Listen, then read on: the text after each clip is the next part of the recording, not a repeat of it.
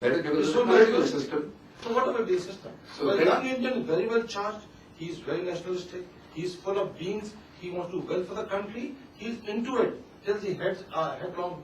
Well, might be you are perfectly right. But even then, he finds that there is no scope for working here. Now that is again the reason why we have to find out why there is no scope. And that can't be because of England or France. It is because of our own stupidity somewhere. Yeah. There is scholarship on chemistry. Right? Scholarship on chemistry must ultimately be verified in the laboratory.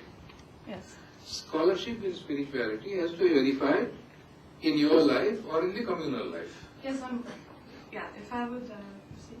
Yes, so you talk about, experience whatever scholarship you're pursuing. But don't you think that objectivism, which is the backbone of academics and scholarship, and which in fact all scholars strive for, will be compromised by finding these scholars in to experience their scholarship? And I have The question now is what I raised when I was sitting there, that if objectivism, which is the essential quality of reason, right, if that is the highest instrument, well, perfectly all right, then you can forget spirituality. But if spirituality gives you a higher truth than that of reason, I am ready to give up objectivity if spiritual experience is loss of objectivity. Right? And this is the second part of the question, which is different from the first one. I find it very interesting that in many of the academic circles, we always tend to talk about Western values versus Indian values. And in sense, I feel that in such kind of a discourse, we are already placing the Western values at a pedestal, and we have to match up to those pedestals. I think we should replace the word Western and Indian by human values. Okay, by human values. But the thing is that we are always tending to look at the West and vis-a-vis us. Why is it that we don't compare Indian values to, say, the spiritual values of a Maasai tribe in Kenya?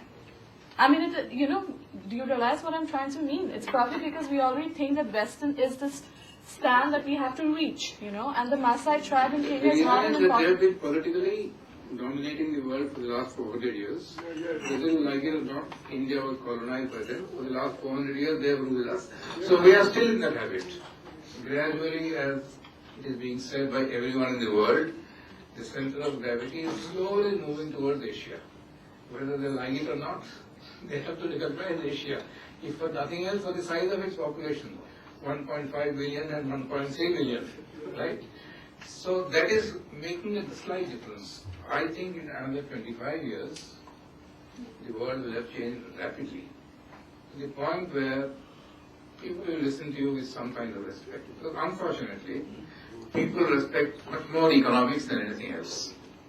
If you are powerful, if you are wealthy, if you are rich, you are generally a little more effective, right? That's a normal way of life. Those who are more evolved see that the truth is somewhere else, right? Now, when you want the mass to change its way of thinking, well, it will take its time. But I think the direction is very clear. But no disrespect for the West at all. They represent another orb towards the truth.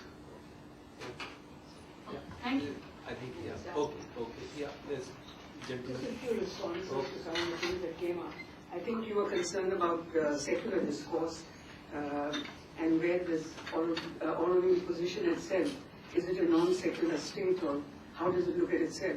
I think for that I would say really that secularism is really a constitutional and a political concept where the state is supposed to be exercising its distance from all religions and equality towards all religions. So as far as Auroville is concerned, it's really a spiritual space that has been given, of course, by an act of parliament. So in that sense, there is some kind of politics attached to it. But otherwise, it's really a spiritual space to practice a deeply spiritual philosophy.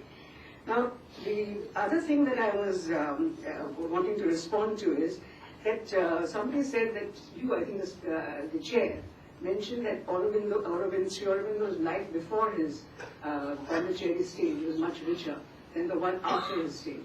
And it was a mother who really looked after the ashram. I don't think that's necessarily correct, because politics was only part of his life, as he himself said. He embraced spirituality because he realized that there is a deeper meaning and the whole of one's life should be dedicated to spirituality. So that is why that became more significant. The mother was his spiritual collaborator in everything. Without him, she didn't exist, and without her, he did not exist. So that was their partnership of the Shakti concept, the whole tantric concept, that they both wanted to work as a partnership together in realizing the highest ideal, which was the higher consciousness. I think the West now is trying to appropriate that higher consciousness, which Sri Aurobindo says is the last aim now of our civilization, because we are now awaiting the second evolution of mankind, and man is only a transitional human being. So this is the great vision that Sri Aurobindo has given, which has gone much beyond many other kinds of religions, philosophies, even India, even the Hindu religion itself. He has taken, of course he's based and grounded deeply into the Vedantic traditions and the Vedas. There's no doubt about that, and he would never be able to repudiate that. He was an integrationist. So he took the best of everything, but certainly a lot from also the essential Sanatana Dharma of the Vedas and the higher consciousness and the Supreme Being which prevails. And I think that is what he wants to ultimately realize in the highest evolution, which will lead to the second evolution of mankind, when man himself becomes divine and realizes his own inner being as being divine and becoming divine on this planet, which should become divine. So I think Sri Aurobindo's philosophy is very, very rich, and it is much more futuristic. It may take a long time, and of course, the institutions sometimes fail after those who began it passed away. But as the mother said, that there are asuric forces in the world, and you have to fight those asuric forces. The whole of Savitri is devoted to Savitri coming down to redeem the world. And that was Sri Aurobindo's own idea, that you have to constantly combat the kind of conflict, the kind of tension that goes on in this world in order to end